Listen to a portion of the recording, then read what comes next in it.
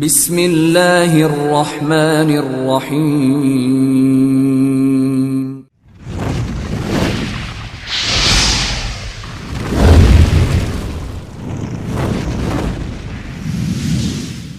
اور ایک مقام پہ جو اس آیت کے اندر اللہ فرما رہا ہے وَلَا تَحْسَبَنَّ الَّذِينَ قُتِلُوا، ان لوگوں کے بارے میں گمان بھی مت کرنا۔ اللہ فرما رہا ہے ایسا سوچنا بھی مت۔ اس سے بڑی شان اور کیا ہو سکتی ہے شہداء کی، جن کے بارے میں اللہ سوچنے سے بھی منع فرما رہا ہے کہ گمان بھی مت کرنا کہ وہ مردہ ہے۔ بل احیاء، اللہ فرماتا ہے بلکہ وہ زندہ ہے، عند ربہم، زندہ بھی اپنے رب کے پاس ہے، یرزقون، رب کے پاس زندہ بھی ہیں اور ان کو رزق بھی دیا جاتا ہے۔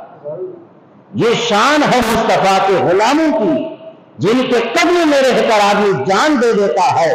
اللہ ان کے بارے فرما رہا ہے کہ مردہ گمان مت کرنا، وہ تو زندہ ہے، رزق بھی ان کو دیا جاتا ہے۔